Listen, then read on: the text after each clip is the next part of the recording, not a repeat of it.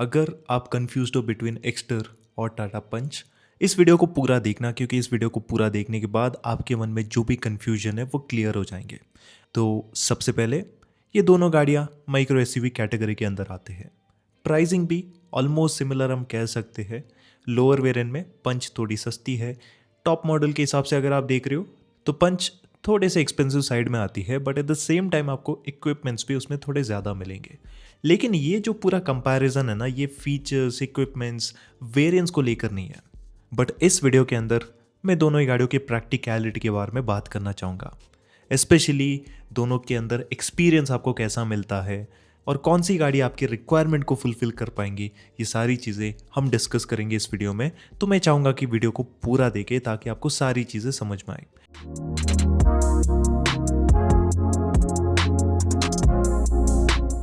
तो चलिए सबसे पहले हम हमेशा की तरह शुरू करते हैं दोनों ही गाड़ियों के एक्सटीरियर से। तो एक्सटीरियर में लुक्स और बिल्ड क्वालिटी के बारे में हम बात करेंगे। फर्स्टली लुक वाइज देखो, सबके अपने अपने पर्सनल पर्सपेक्टिव्स होते हैं। मुझे पर्सनली पंच की जो डिज़ाइन है वो ज़्यादा बढ़िया लगती है, स्पेशली फेसलिफ्ट के बाद ये ज़्यादा मॉडर्न लगती है, ज़्यादा मस्कुलर लगती है। एंड इसका बैक पोर्शन और साइड पोर्शन है ना, वो मुझे काफ़ी अच्छा लगा। यस, ये जो बड़े बड़े से क्लैडिंग से ये थोड़े अगली लगते हैं, but at the same time compare to the Exter I still feel it looks better.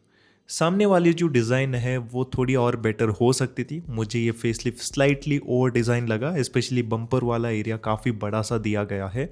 But apart from that इसकी जो DRLs है, हेडलैम्प्स की प्लेसमेंट है, वो मुझे काफ़ी अच्छी लगी। वेरएज अगर हम बात करते हैं एक्स्टर की, तो एक्स्टर अगेन देखने में काफ़ी डिफरेंट गाड़ी है। सामने का प्रोफाइल मुझे बहुत अच्छा लगा, इवन बेटर देन दी टाटा पंच। लेकिन साइड में ये थोड़ी सी अनफिनिश लगती है। इसमें आपको काफ़ी अलग सी शार्प टाइप वाली डिज़ाइन मिलेगी जो कि सबकी कप ऑफ टी नहीं है। ऑनेस्टली यहाँ पर हुंडई बेटर काम कर सकती थी। एंड सेकेंडली रियर डिज़ाइन जो है ना, वो मुझे पहले से ही पसंद नहीं थी। पर्सनल ओपिनियन है मेरा। बाकी आप अपने पर्सनल चॉइस के बारे में, कौन सी डिज़ाइन आपको बढ़िया लगी, इसके बारे में मेंशन करना कमेंट सेक्शन के अंदर। Secondly coming to the build quality के अंदर बहुत सारी चीज़ें आती है। अभी इसको सेफ्टी के साथ कंफ्यूज मत करना, बिकॉज दोनों ही काफ़ी अलग चीज़ें हैं। सबसे पहले पैनल गैप मैनेजमेंट वाइज दोनों में थोड़े बहुत पैनल गैप्स मौजूद है, लेकिन हुंडई में आपको फिनिशिंग थोड़ी बेटर मिलेगी।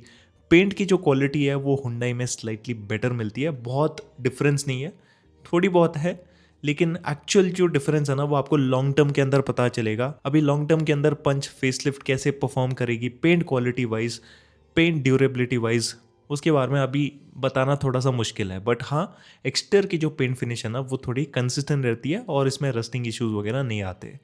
इसके अलावा जो शीट मेटल की क्वालिटी है वो दोनों में आपको रगेड मिलती है, दोनों में बढ़िया मिलेगी। बट अगेन टाटा पंच में स्लाइटली आपको ज़्यादा एडवांटेज मिलेगा, स्पेशली इसके जो दरवाजे है, बोनेट है, ओवरऑल जो स्टर्डीनेस है ना वो ज़्यादा मिलती है। ये गाड़ी ज़्यादा सॉलिड फील होती है the moment you experience it.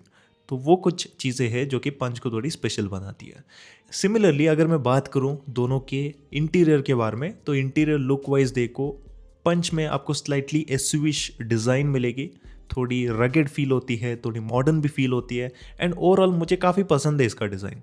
अभी इस फेसलिफ्ट के अंदर इंटीरियर डिज़ाइन वाइज बहुत ज़्यादा चेंजेस तो नहीं किए टाटा ने, but still to this point it looks pretty good. Exterior की बात करो तो ये सेम ही इंटीरियर हमने नियोस के अंदर देखा था, और नियोस आपको पता है कि कितनी पुरानी गाड़ी है, तो ये थोड़ी सी हैचबैक की आपको फीलिंग देगी। लेकिन लुक वाइज ये भले ही उतनी बढ़िया ना हो, लेकिन quality wise this is far better compare to your Tata Punch. I mean जो फिट एंड फिनिश है, जो प्लास्टिक क्वालिटी है, जो फील है ना, वो काफ़ी बढ़िया मिलेगी आपको। तो ये था दोनों के इंटीरियर के रिगार्डिंग। इसके बाद दोस्तों हम सबसे इंपॉर्टेंट सेक्शन के बारे में बात करेंगे इस वीडियो का, which is the practicality. Practicality के अंदर सबसे पहली चीज़ होगी स्पेस। स्पेस में घुसने से पहले एक बार डिमेंशंस दोनों के आप देख लो। डिमेंशन वाइज अगर आप देखेंगे तो थोड़ा बहुत डिफरेंस मिलेगा। ओवरऑल आपकी टाटा पंच स्लाइटली बड़ी गाड़ी है, लेकिन जो हाइट है ना वो आपको एक्सटर में ज़्यादा मिलेगी। बट टू बी ऑनेस्ट, जब आप दोनों ही गाड़ियों के अंदर बैठते हो, हेडरूम वाइज दोनों ही कार्स बहुत अच्छे हैं। इवन अगर आपकी हाइट 6'2", 6'3" के आसपास भी है, तो दोनों में हेडरूम वाइज आपको कोई दिक्कत नहीं होगी। सेकेंडली जो स्पेस है ना, लेग स्पेस, वो भी आपको ऑलमोस्ट सिमिलर मिलेगा। एक्सटर के अंदर स्लाइटली ज़्यादा फील हो सकता है, बट मोर और less it is not a very big difference. Even 6 fitter भी आराम से इसमें बैठ सकते हैं दोनों ही गाड़ियों के अंदर। बाकी जो विड्थ है ना वो भी दोनों की ऑलमोस्ट सिमिलर हम कह सकते हैं। 4 लोग कंफर्टेबल होकर फैलाकर आराम से बैठ सकते हैं। 5 लोग थोड़े से क्रैम्प्ड फील होंगे, but again it is quite manageable. Maybe longer journeys में थोड़ा सा ब्रेक लेना पड़े, but on the shorter journeys I don't think you are going to feel any issues with the space. जो boot space है वो आपको relatively Exter के अंदर ज़्यादा मिलता है on paper, but to be honest real life में दोनों को जब आप कंपेयर करेंगे तो बहुत डिफरेंस आपको फील नहीं होता। आई मीन दोनों में आप 3 बड़े बैग्स आराम से रख सकते हो थोड़ा एडजस्ट करके। और अगर आप CNG वाला वेरिएंट लेंगे ना तो उसके बाद भी सिंस दोनों के अंदर ट्विन सिलेंडर वाली टेक्नोलॉजी आती है तो बूट स्पेस CNG लगने के बाद भी काफ़ी बढ़िया आपको मिलेगा। 2 बैग्स मेरे हिसाब से आप रख सकते हो एडजस्ट करके। सो ये चीज़ें आपको एक बार चेकआउट कर लेना अपनी फैमिली के साथ, ताकि आपको प्रैक्टिकलिटी के बारे में ज़्यादा आइडिया मिले। सेकेंड पॉइंट प्रैक्टिकलिटी का is going to be regarding the comfort. तो सीट कंफर्ट वाइज दोनों में थोड़ा डिफरेंस है।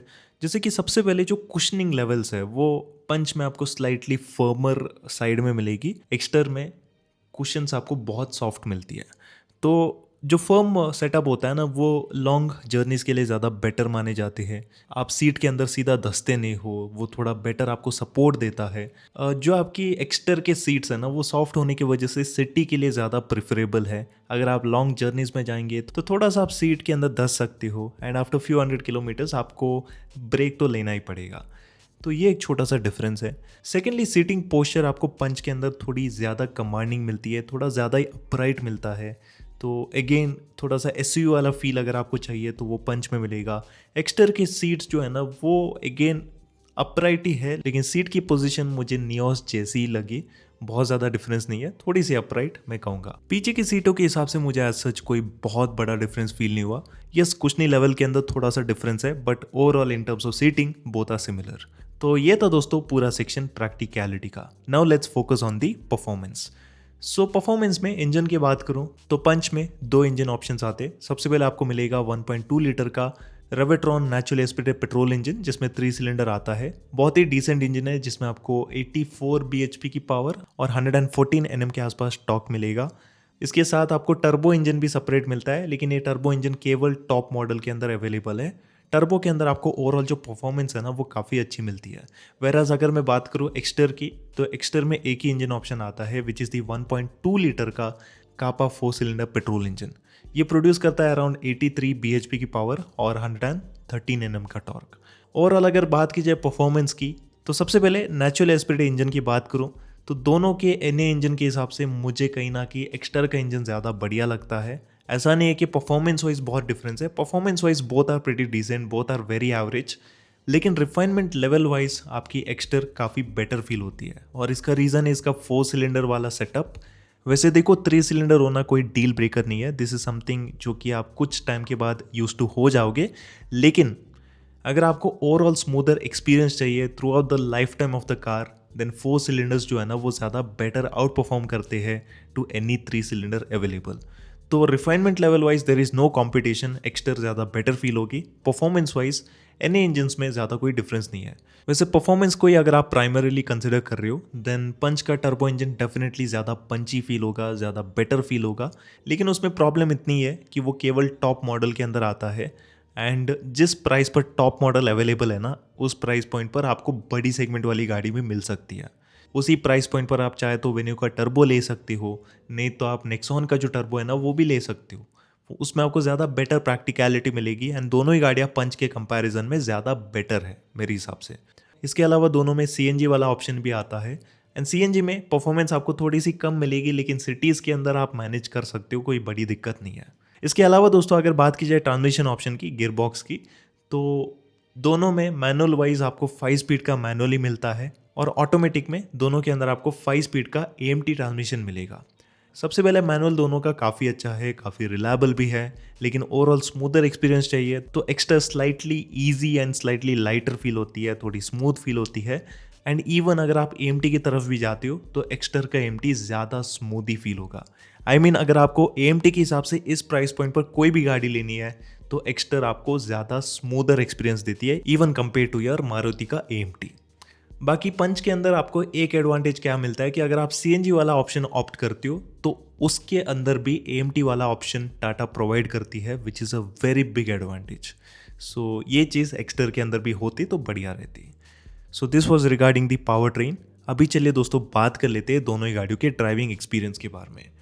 तो ड्राइविंग वाइज सबसे पहले देखो, अगर आप हाईवेज़ में थोड़ा हाई स्पीड के अंदर चलाते हो उस हिसाब से आपको पंच थोड़ी बेटर फील होती है, क्योंकि पंच के जो सस्पेंशन है ना वो कि स्लाइटली आपको फर्मर साइड में मिलेंगे, और ये जो फर्मर सेटअप है ना वो हाई स्पीड के अंदर ज़्यादा बेटर आपको स्टेबिलिटी देती है। बाकी कॉर्नरिंग करते समय दोनों ही गाड़ियों के अंदर आपको बॉडी रोल डेफिनेटली फील होगा, क्योंकि दोनों ही टॉल बॉय डिज़ाइन कार है, सो दैट इज़ एक्सपेक्टेड। लेकिन कंट्रोल जो है ना हाई स्पीड में वो कहीं ना कहीं पंच के अंदर आपको स्लाइटली बेटर फील होगा। बाकी नॉर्मल सिटीज़ में अगर आप चलाते हो देन एक्स्ट्रा आपको स्लाइटली ईजी फील होगी। इस चीज़ को मैं अभी एक्सप्लेन नहीं कर सकता, ये जो एक्सपीरियंस है ना वो आपको खुद टेस्ट ड्राइव के अंदर लेना पड़ेगा। जो पंच है ना वो स्लाइटली ओल्ड स्कूल फील होती है, इसका गियर बॉक्स स्लाइटली नॉची फील होता है, स्टीयरिंग आपको स्लाइटली हार्डर साइड में मिलता है। ये जो एक्सपीरियंस है ना ये हाईवेज़ में बेटर लगता है, लेकिन सिटीज़ के अंदर जो ईज़ ऑफ ड्राइविंग है ना वो ज़्यादा मुझे प्रेफरेबल लगती है, जो कि हुंडई अपने एक्स्टर के अंदर दे रहा है।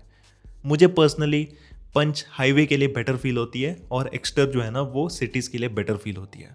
इसके अलावा दोस्तों सेफ्टी वाइज बात की जाए तो जिस टाइम पर मैं ये वीडियो बना रहा हूँ अभी के लिए जो आपकी एक्स्टर है ना उसकी क्रैश टेस्ट की नहीं है इन दी ग्लोबल एनकैप और भारत एनकैप, तो ड्यूरेबिलिटी के बारे में बताना थोड़ा सा मुश्किल रहेगा। बाकी आपकी जो पंच है ना it is a tried and tested car, 5 star की रेटिंग इसको दोनों ही प्लेटफॉर्म के अंदर मिल चुकी है। साथ ही साथ इसकी ट्रक के साथ भी टेस्टिंग की गई थी, तो सेफ्टी वाइज टाटा इसको काफ़ी नेक्स्ट लेवल मार्केट कर चुका है and I feel like this is a pretty study and safer car. इसके अलावा दोनों ही गाड़ियों के अंदर आपको सेफ्टी फीचर्स वगैरह काफ़ी सारे मिलेंगे।